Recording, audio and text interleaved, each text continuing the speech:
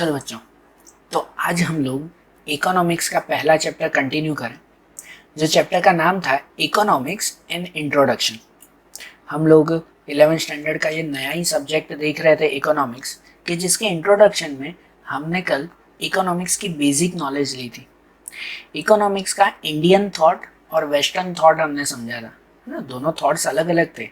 India में जो है वो ये चाणक्य थे, कौटिल्य चाणक्य थे कि जिन्होंने अर्थशास्त्र की बुक लिखी थी और इकोनॉमिक्स का जो है वो ये नॉलेज दिया था हमें। सबसे पहले ये पर्सन थे। और वेस्ट में, वेस्टर्न कंट्रीज में एडम स्मिथ थे कि जिन्होंने इकोनॉमिक्स का प्रैक्टिकल नॉलेज जो है वो दिया था और प्रैक्टिकल डेफिनेशंस दी थी। और इसी वजह से एडम स्मिथ को हम लोग इकोनॉमिक्स के फादर कहते हैं। इसके अलावा हमने इकोनॉमिक्स की डेफिनेशन वो अलग अलग इकोनॉमिक्स के थ्रू समझी थी। जैसे एडम स्मिथ की डेफिनेशन देखी थी, एल्फ्रेड मार्शल की डेफिनेशन देखी, लिनन रॉबिन्स की, पॉल सैमुअल्सन की, इनकी डेफिनेशन जो है वो ये हमने समझी थी। और हर एक डेफिनेशन में एक कॉमन चीज़ थी कि इकोनॉमिक का मतलब होता है कि ह्यूमन बिहेवियर को स्टडी करना, ह्यूमन नेचर समझना और उन्हें स्टडी करना, उसे इकोनॉमिक्स कहते हैं। और आखिरी में हमने इकोनॉमी के जनरल पॉइंट देखे थे, वो थे इकोनॉमिक एक्टिविटी और नॉन इकोनॉमिक एक्टिविटी। इनके बारे में समझा था ना। अब आगे के पॉइंट्स हम लोग कंटिन्यू करें। अब कुछ प्रैक्टिकल पॉइंट्स वो हम लोग कंटिन्यू करें। कल थियोरिकल पॉइंट थे चैप्टर के, जिनमें सबसे पहला पॉइंट आता है वो आता है स्टडी ऑफ इकोनॉमिक्स। कहते हैं इकोनॉमिक की जो स्टडी की जाती है ना, वो इकोनॉमिक की स्टडी दो मेथड से की जाती है। ये समझो कि भाई दो तरह के जो है वो ये इकोनॉमी आती है। एक आता है माइक्रो इकोनॉमिक्स और दूसरा आता है macro economics. Micro economics and macro economics, समझो इकोनॉमिक्स के दो टाइप्स। माइक्रो इकोनॉमिक उसे कहते हैं कि the study and analysis of individual unit, कि जब कोई भी कंट्री, कोई भी प्लेस, कोई भी जो है वो तरह का टॉपिक और उसमें से कोई भी एक इंडिविजुअल यूनिट, एक ही यूनिट का जो है वो अगर स्टडी और एनालिसिस किया जाए ना, तो उसे कहते हैं माइक्रो इकोनॉमिक्स। सिर्फ एक यूनिट, मतलब कोई एक टॉपिक की स्टडी की जाए तो। एंड मैक्रो इकोनॉमिक्स उसे कहते हैं कि the study and analysis of all units, सभी टॉपिक्स, सभी यूनिट्स की जो है वो स्टडी करना, उसे कहते हैं मैक्रो इकोनॉमिक्स। देखो फर्क समझाऊं, एक एग्जांपल से समझे हम लोग। तो देखो डेफिनेशन सिर्फ यही बताएगी, माइक्रो इकोनॉमिक्स मतलब कोई एक टॉपिक, इंडिविजुअल यूनिट, कोई एक टॉपिक की स्टडी करना, जबकि मैक्रो इकोनॉमिक्स मतलब बताएगा सभी टॉपिक की जो है वो स्टडी करना। अगर आप लोग जो है वो पूरी कंट्री की बात करते हो, तो पूरी कंट्री की इकोनॉमी अगर आप देख रहे हो ना, तो उसमें जो है वो बहुत सारे टॉपिक्स आते हैं कि नहीं। पूरी कंट्री को अगर चलाना, हमारा देश चलता है, तो उसमें कितने सारे टॉपिक्स की स्टडी की जाती है।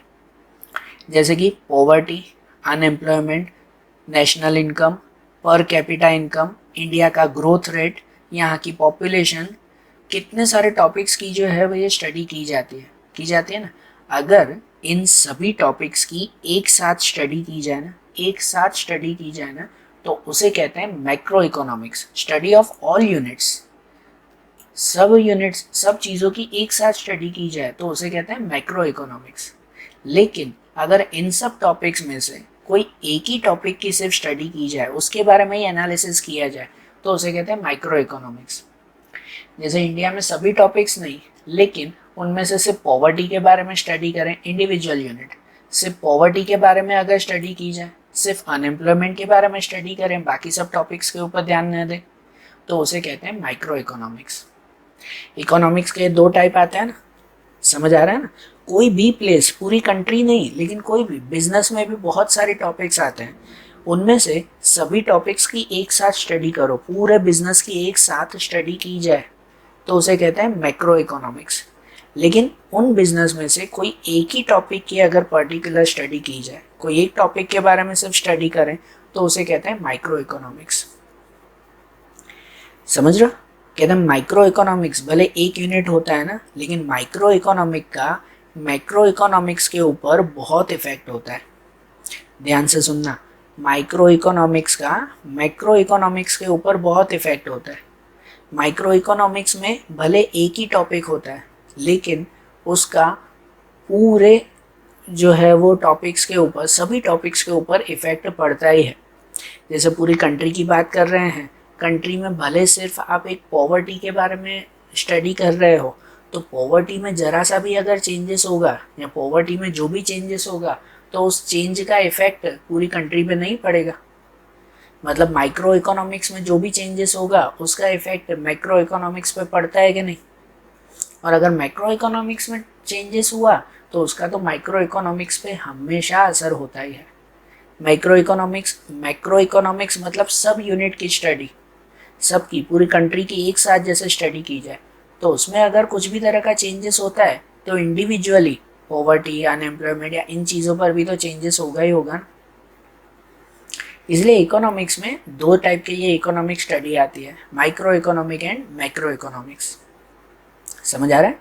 इनके बारे में डिटेल जो है वो हम लोगों के आगे के चैप्टर्स में ये macro and micro economics detail में आएगा। अभी तो सिर्फ ये डेफिनेशंस है आपकी।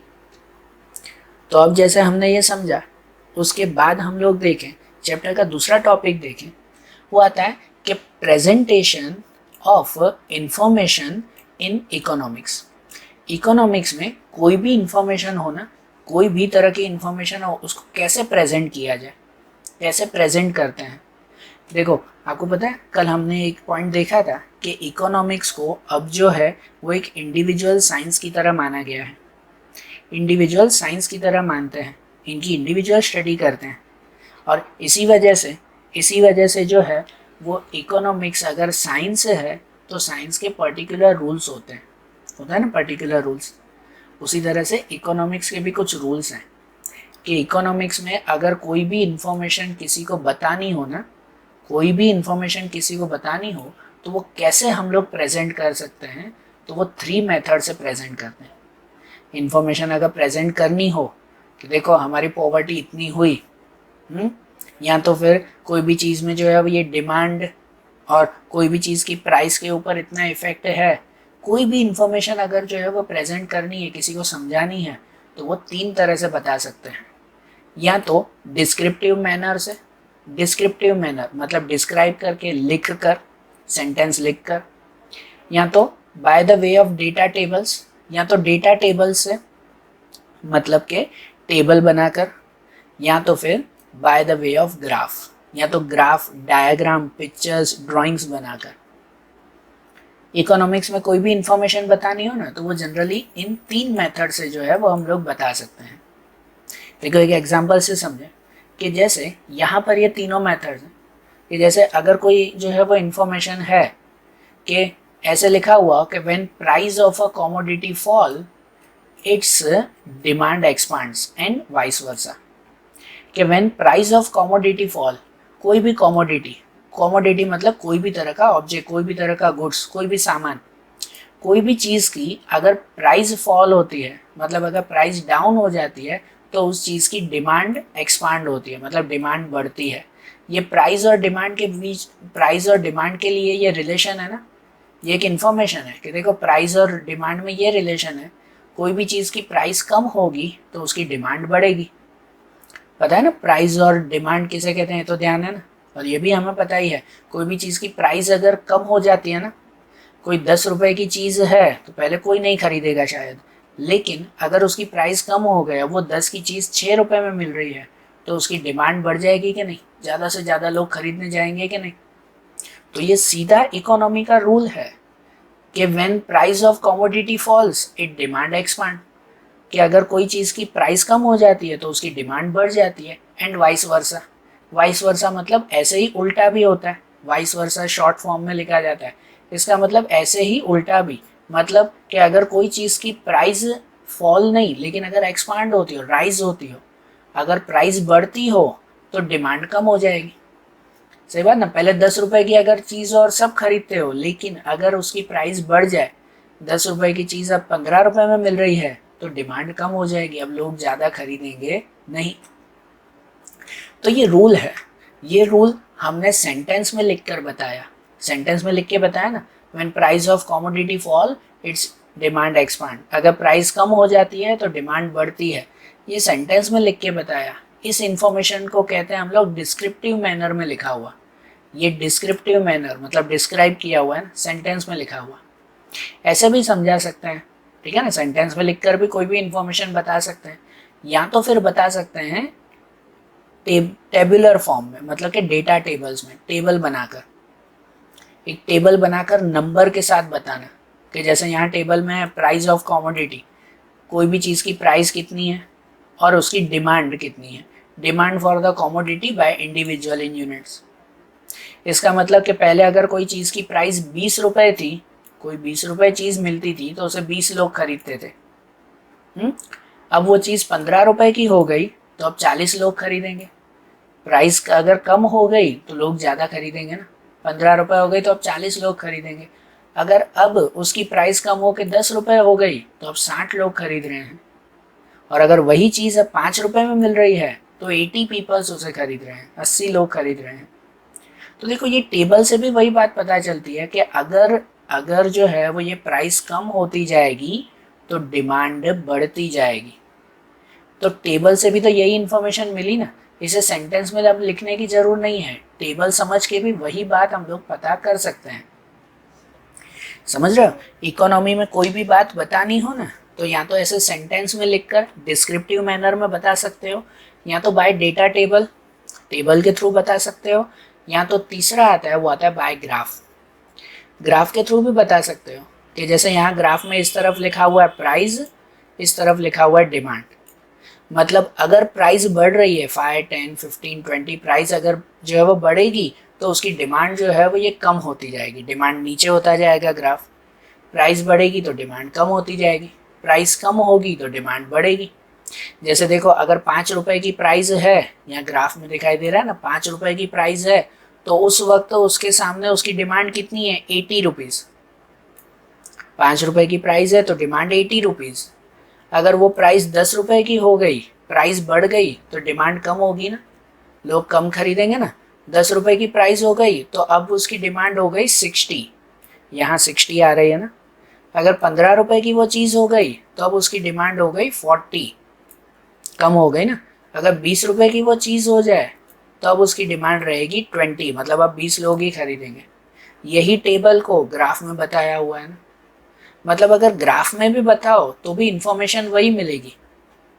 तो कोई भी इंफॉर्मेशन देनी हो ना, वो इंफॉर्मेशन 3 तरह से दे सकते हैं, या तो सेंटेंस में लिखकर डिस्क्रिप्टिव मैनर जिसे कहते हैं, या तो टेबल बनाकर, डेटा टेबल की मेथड उसे कहते हैं, या तो ग्राफ बनाकर। बता तीनों में से कौन सी मेथड इजी रही, कोई भी इंफॉर्मेशन बतानी हो तो डेटा टेबल या तो ग्राफ मेथड ज़्यादा इजी रहती है ना। आप लोग अगर न्यूज़पेपर पढ़ते हो ना, अगर न्यूज़पेपर पढ़ते हो तो उसमें पता है कितनी बार गवर्नमेंट की ऐसी इन्फॉर्मेशन आती है, गवर्नमेंट की इन्फॉर्मेशन आती है कि जिसके अंदर जो है वो ये न्यूज़पेपर में ना बड़े बड़े ग्राफ बनाकर, ड्राइंग बनाकर, पिक्चर बनाकर चीज़ों को एक्सप्लेन किया जाता है। जब गवर्नमेंट बजट बनाती है ना तो ऐसे ग्राफ और उन सब से बनाती है।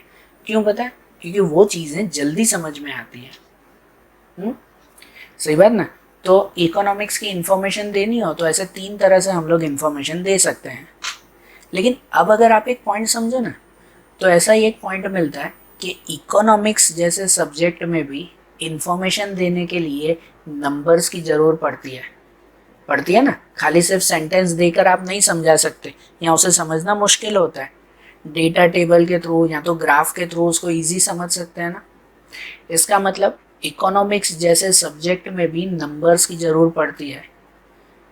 तो हम लोग ऐसे शॉर्ट में अगर कहें कि इकोनॉमिक्स में भी स्टैटिस्टिक की ज़रूरत पड़ेगी ना। इकोनॉमिक्स के सब्जेक्ट में स्टैटिस्टिक की ज़रूरत पड़ेगी। स्टैटिस्टिक मतलब नंबर्स की, इनकी कैलकुलेशंस की ज़रूरत पड़ेगी कि जिससे जो है वो आप कोई भी चीज़ इजीली समझ सको। तो यही हमारा नेक्स्ट पॉइंट आता है।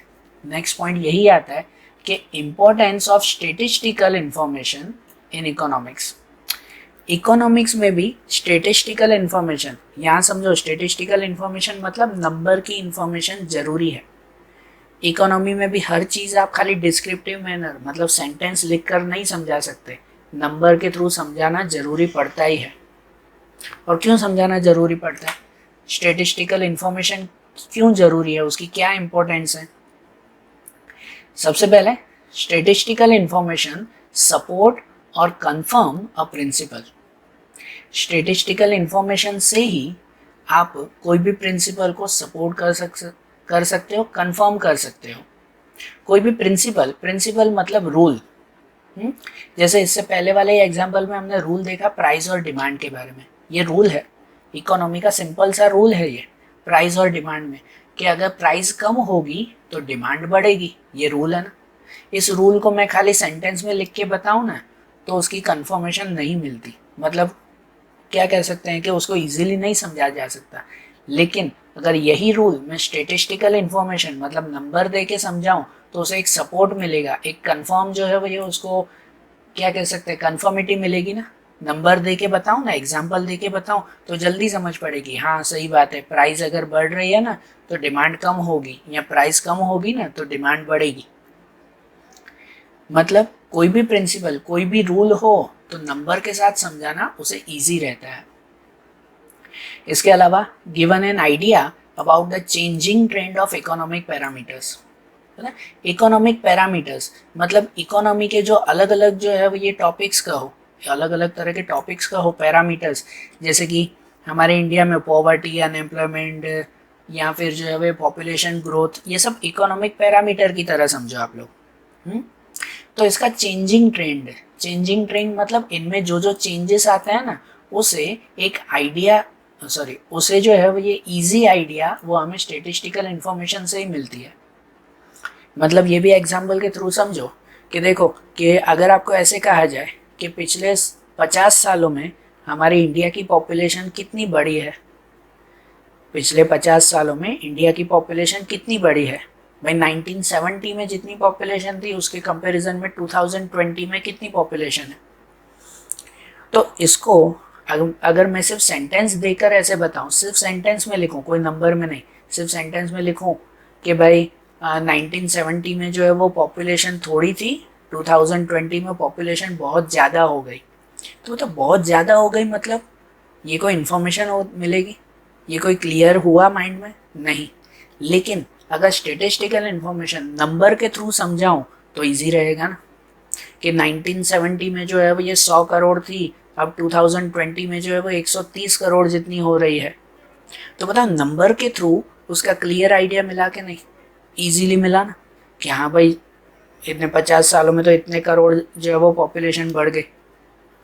तो स्टेटिस्टिकल इंफॉर्मेशन मतलब नंबर्स के थ्रू ही उनके पैरामीटर्स, उनकी इकोनॉमिक्स की टॉपिक्स को इजीली समझ सकते हैं।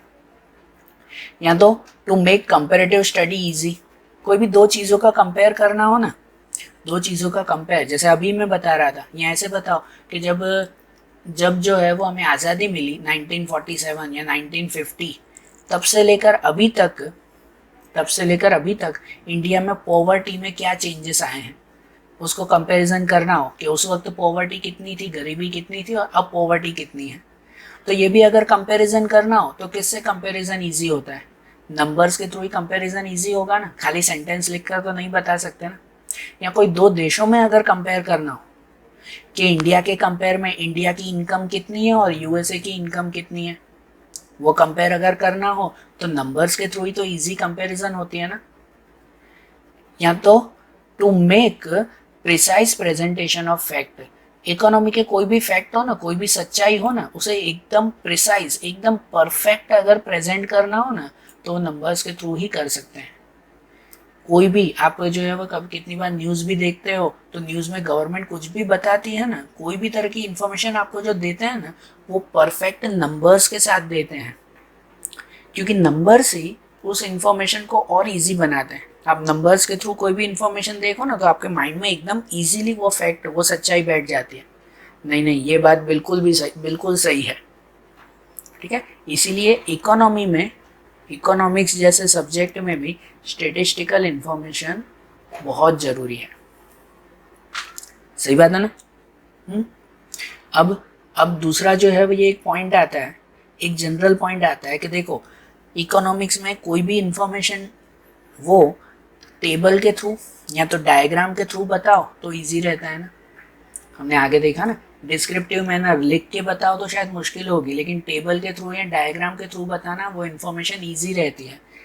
तो अब हमारा पॉइंट आता है कि some requisite aspect in in collecting statistical information and presenting it in a diagram और ग्राफ।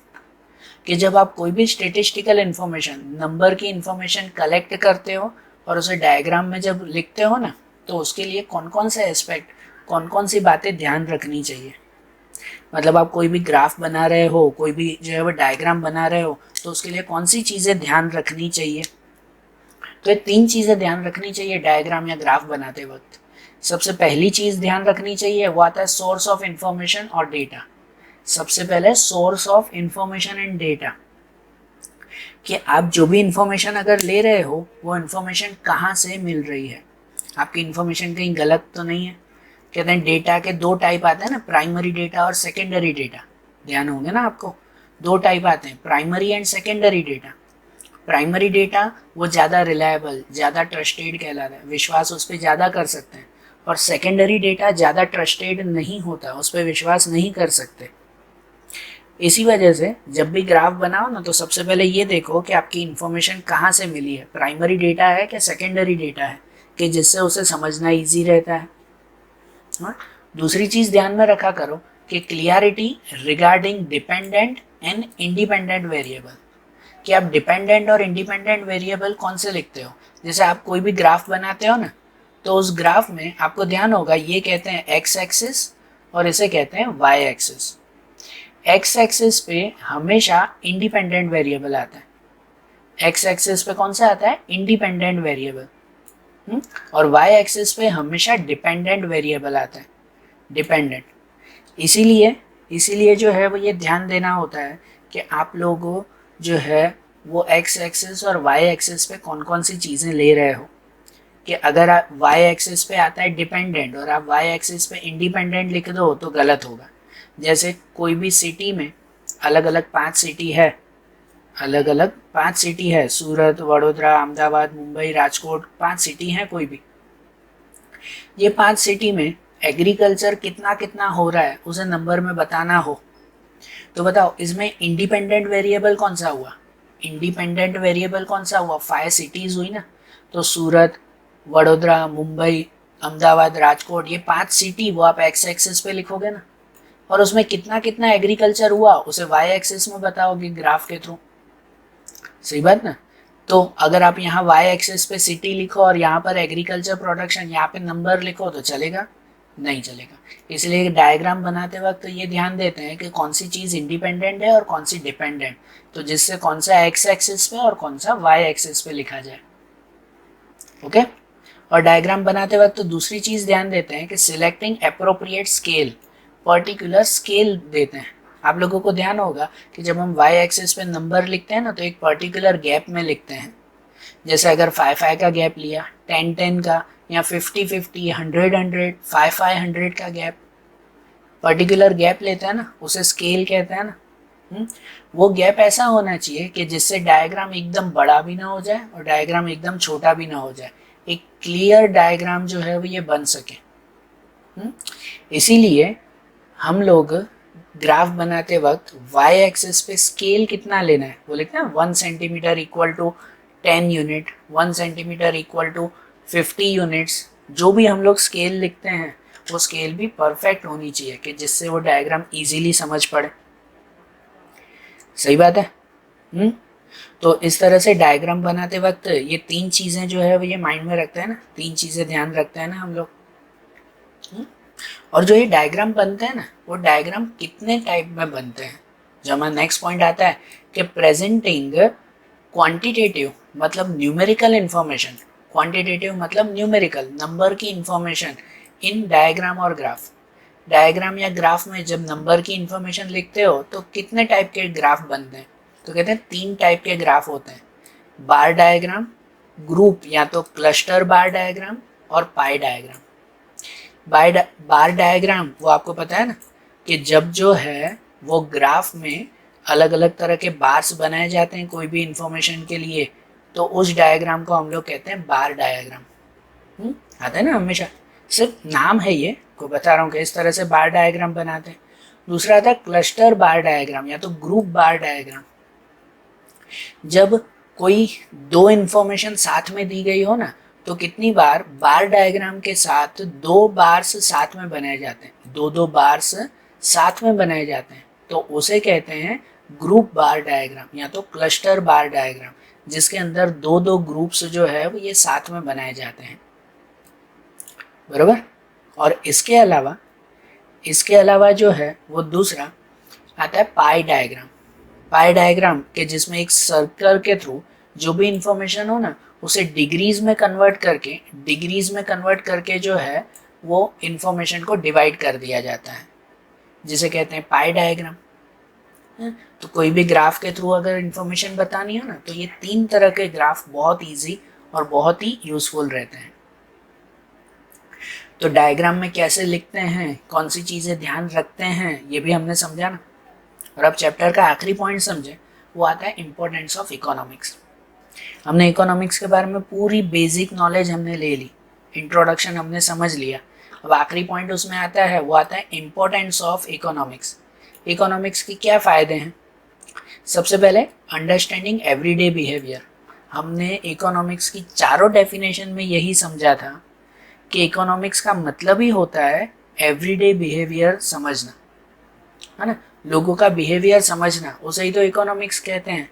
और इकोनॉमिक्स की इम्पोर्टेंस भी वही है, इकोनॉमिक्स के थ्रू हर किसी का रोज का बिहेवियर, डेली बिहेवियर इजीली समझ सकते हैं कि कोई भी पर्सन, कोई भी सोसाइटी या कोई भी पूरी कंट्री रेगुलर जो है वो वर्क में, रूटीन वर्क में कैसे बिहेवियर करती है, वो इकोनॉमिक्स के थ्रू समझ सकते हैं।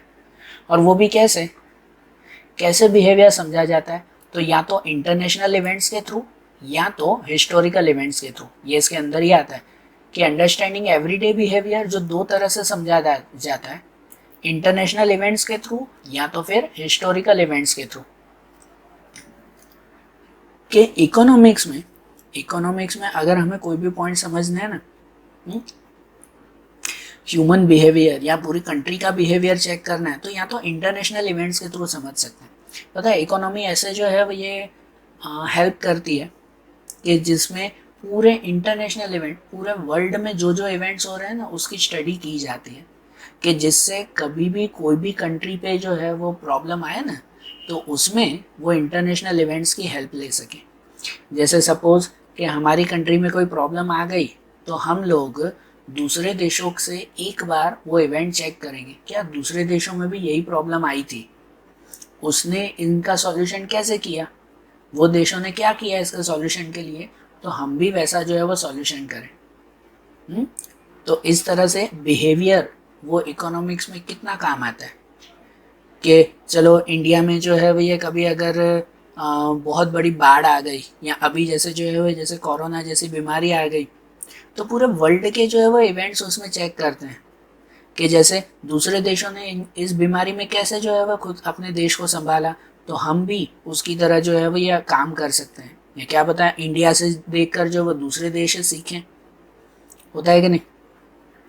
या तो फिर दूसरी जो है वो बिहेवियर समझा जाता है, वो आता है हिस्टोरिकल इवेंट्स से। हिस्टोरिकल मतलब हिस्ट्री की इवेंट्स भी देखी जाती है। हमारे पूरे वर्ल्ड की हिस्ट्री तो हज़ारों साल पुरानी है, 5-5 हज़ार साल पुरानी है हमारे वर्ल्ड की हिस्ट्री, जिसके अंदर जो है हम लोग हिस्टोरिकल इवेंट्स के थ्रू भी आज के टाइम में डिसीजन ले सकते हैं। जैसे अगर आज के टाइम में हमारी कंट्री पे कोई अगर प्रॉब्लम आई हो तो हम लोग हिस्ट्री का पॉइंट नहीं देख सकते कि आज से जो है वो ये 100 साल पहले भी ये मुसीबत आई थी, उस वक्त हमारे देश ने क्या किया था, तो आज भी हम लोग अपने देश में ऐसा काम कर सकते हैं क्या, ऐसा चेक कर सकते हैं ना हम लोग। भाई हमारे देश में आज इतनी बड़ी बाढ़ आई है, तो आज से 10 साल पहले भी इतनी बड़ी बाढ़ आई थी, उस वक्त सरकार ने क्या किया था। सरकार से उस वक्त मिस्टेक हो चुकी थी तो वो मिस्टेक अब न करें। सरकार ने उस वक्त ये अच्छे कदम उठाए थे तो यही अच्छे कदम इस बार फिर से उठाएं। बताओ हिस्टोरिकल इवेंट्स कितने काम आते हैं इकोनॉमिक्स में, आते हैं कि नहीं। इसके अलावा इकोनॉमिक्स की इकोनॉमिक इम्पोर्टेंस भी बहुत है, मतलब इकोनॉमिक्स की जो है वो जनरल इम्पोर्टेंस भी बहुत है। इकोनॉमी से दूसरा क्या फ़ायदा होता है, दूसरा डिसीजन मेकिंग बाय इंडिविजुअल्स। हर एक इंडिविजुअल अपना खुद का डिसीजन ले सकता है जैसे कोई भी पर्सन होता है ना, वो कोई ना कोई एक्टिविटी से जरूर जुड़ा हुआ होता है। कोई बिजनेसमैन है, कोई लॉयर, कोई सिंगर, कोई एक्टर, कोई टीचर, कोई डॉक्टर, कोई हाउस होल्ड एक्टिविटी करता है। सिर्फ हर तरह के जो है वो लोग हैं, और ये सब लोगों को इकोनॉमी की स्टडी करने के बाद ही ज़रूरी डिसीजन लेने होते हैं। ठीक है, अगर कोई डॉक्टर भी होगा तो उसे गवर्नमेंट के, सरकार के, देश के रूल्स मानने तो होंगे ना। हाँ, तो वो अपना जो भी काम शुरू करेगा वो देश के रूल्स रेगुलेशन चेक करके फिर ही शुरू करेगा ना। कोई बिजनेसमैन होगा, वो पहले चेक करेगा ना, मुझे देश को कितना टैक्स देना है, इतना टैक्स भाई देते हैं तो उसके हिसाब से मैं अपना बिजनेस चलाऊं। बताओ, उनको भी जो है वो चेक किया जाता है कि नहीं किया जाता? मतलब एक इंडिविजुअल भी इकोनॉमिक्स की स्टडी करके फिर डिसीजन लेता है। या तो फिर अंडरस्टैंडिंग गवर्नमेंट पॉलिसीज। इकोनॉमी की आपको जनरल स्टडी हो ना, तो ही आप गवर्नमेंट की पॉलिसी समझ सकते हो। कहते हैं कि सिर्फ एक गवर्नमेंट की बेसिक पॉलिसी समझने के लिए भी हमारे पास इकोनॉमी की जनरल नॉलेज होनी जरूरी है। आप बैंक में जो है वो जब आप जाते हो तो कम से कम आपने ऑलमोस्ट, आप स्टूडेंट हो, एक चीज़ ध्यान रखना, नहीं तो आज ही घर पे चेक करना। आप स्टूडेंट हो, आप लोगों का सबका बैंक में अकाउंट होगा, सबका बैंक में अकाउंट होगा ना, और उस बैंक में आपके अकाउंट पे, सेविंग अकाउंट पे कितने परसेंटेज आपको इंटरेस्ट मिलता है, क्या आपको पता है? कितने परसेंटेज इंटरेस्ट मिलता है, या बैंक क्यों इतना इंटरेस्ट लेती है? और आपका अगर 1-2 साल से बैंक में अकाउंट है तो आपका इंटरेस्ट एक जितना ही मिल रहा है, या 1 साल ज़्यादा मिला, 1 साल थोड़ा कम मिला, कि ऊपर नीचे हो रहा है? कभी पता करते हो? बैंक में आपके पैसे पड़े हैं तो वैसे ही छोड़ दिए हैं आपने? नहीं छोड़े हैं ना, बैंक में रखे हैं ना संभाल के आपने, नहीं तो आपने पेरेंट्स के होंगे ना बैंक में। तो कभी बैंक में पूछा है कि मैंने जो पैसे रखे हैं मुझे कितना इंटरेस्ट मिल रहा है और क्यों इतना कम मिल रहा है? कि मैं क्या करूं कि मुझे ज़्यादा इंटरेस्ट मिले? बताओ, ये जनरल नॉलेज, इकोनॉमिक्स की आपको नॉलेज हो तो आप गवर्नमेंट की पॉलिसी समझ पाओगे कि नहीं? गवर्नमेंट हर साल बजट बनाती है और हर साल लोगों के फ़ायदे के लिए नए नए रूल्स रेगुलेशंस बनाती है। लेकिन हमें वो रूल्स रेगुलेशंस पता है कि जैसे कोई भी इंडिया में एक रूल है, इंडिया में एक रूल है, कोई भी सीनियर सिटीज़न हो ना, वो सीनियर सिटीज़न, ध्यान से सुनना बेटा, कोई भी सीनियर सिटीज़न है, वो सीनियर सिटीज़न अगर कोई बड़ी सरकारी कंपनी में अगर काम कर रहा होगा ना, तो उसे 60 ईयर्स की एज के बाद पेंशन मिलती है। पता है ना ये आपको? सुनना है, प्रैक्टिकल एग्जांपल है। 60 ईयर्स की एज के बाद उसे गवर्नमेंट कंपनी की तरफ से पेंशन मिलती है ना। जब तक वो जिंदा रहेंगे तब तक जो है वो ये थोड़े थोड़े उन्हें सरकार की तरफ से पैसे मिलते हैं। लेकिन जो छोटे मोटे कामकाज करते हैं, कोई छोटी दुकान चलाते हो, कोई छोटी लारी चलाते हो, तो इनकी जब 60 ईयर की एज हो जाती है तो इन्हें पेंशन की ज़रूर नहीं है। जो लारी चलाने वाले लोग होते हैं, बराबर, तो 60 ईयर की एज के बाद वो तो बेचारे काम भी नहीं कर पाते, तो पेंशन की उनको ज़रूर नहीं होती। चाहिए कि नहीं उन्हें भी पैसे 60 की एज के बाद? तो सरकार का पता है एक रूल है कि जो भी 60 ईयर्स के ज़्यादा के लोग हैं ना, जो भले सरकारी ऑफिस में काम नहीं करते, अगर वो सरकार से इन्फॉर्मेशन ले ना, तो सरकार उन्हें भी हर महीने कुछ ना कुछ पेंशन देती है, कुछ ना कुछ सहायता देती है। ऐसा एक नियम है। लेकिन बताओ, ये नियम किसी को पता है? कोई जाता है सरकार से मदद मांगने? नहीं ना। क्यों? क्योंकि उन्हें इकोनॉमिक्स की, गवर्नमेंट पॉलिसीज़ की ज़रूरी इन्फॉर्मेशन, बेसिक जनरल नॉलेज ही नहीं होती। इसलिए कहते हैं इकोनॉमिक्स इसीलिए ज़रूरी है कि आप कम से कम गवर्नमेंट की पॉलिसीज़ तो समझ सको। आज और कुछ नहीं ना, तो एक काम करना कि आपके बैंक में कितना इंटरेस्ट आपको मिल रहा है ना, वो सिर्फ आप पता करना, हो सके तो मुझे मैसेज करना कि आपको कितना इंटरेस्ट जो है वो बैंक में मिल रहा है, आपके कितने पैसे पड़े। समझो आपके कुछ पैसे 1 साल से बैंक में पड़े होंगे, तो उस 1 साल से आपको कितना इंटरेस्ट मिला है वो एक बार चेक करना उसमें, बराबर। तो इकोनॉमिक्स इसके लिए भी ज़रूरी है। या तो फिर प्रोफेशनल डिसीजन मेकिंग, जो भी लोग प्रोफेशनल वर्क करते हैं ना, हमने प्रोफेशनल वर्क जो है वो ये समझा था कि जैसे प्रोफेशनल वर्क में डॉक्टर, लॉयर, टीचर्स, सीए, ये सब प्रोफेशनल में आते हैं। तो जो भी लोग प्रोफेशनल वर्क करते हैं ना, उन्हें भी अपना वर्क कंटिन्यू करने के लिए इकोनॉमी की, बाहर की गवर्नमेंट की जनरल नॉलेज की ज़रूर पड़ती ही पड़ती है। अगर उनके पास जो है वो ज़रूरी ये इनकी थियरिकल नॉलेज ना हो, ज़रूरी नॉलेज ना हो ना, तो वो कभी भी अपने प्रोफेशन को, अपने वर्क को आगे नहीं बढ़ा पाएंगे। जो लॉयर होता है, वो लॉयर को जो है वो गवर्नमेंट के कानून ही ना पता हो तो पता वो लॉयर खुद को जो है वो सक्सेसफुल बना पाएगा, खुद को आगे बढ़ा पाएगा? नहीं बढ़ा पाएगा ना। इसीलिए इकोनॉमिक्स की नॉलेज होना सबको ज़रूरी है। और इकोनॉमिक्स की नॉलेज हो ना तो ऐसे बहुत सारे फ़ायदे हो सकते हैं हमें। हमारी जनरल नॉलेज हद से ज़्यादा बढ़ सकती है इकोनॉमिक्स के थ्रू। ठीक है, तो आज जैसे हमने इस चैप्टर में इकोनॉमिक्स क्या है, उसको कैसे डिस्क्राइब करते हैं टेबल के थ्रू, ग्राफ के थ्रू, वो हमने समझा। और इकोनॉमिक्स के क्या क्या फ़ायदे हैं वो भी हमने समझे। तो अब इनकी दूसरी इन्फॉर्मेशन हम लोग आगे के चैप्टर्स में देखेंगे। ठीक है, नेक्स्ट वीडियोज़ में अब इनके आगे की इन्फॉर्मेशंस देखें। Okay, thank you.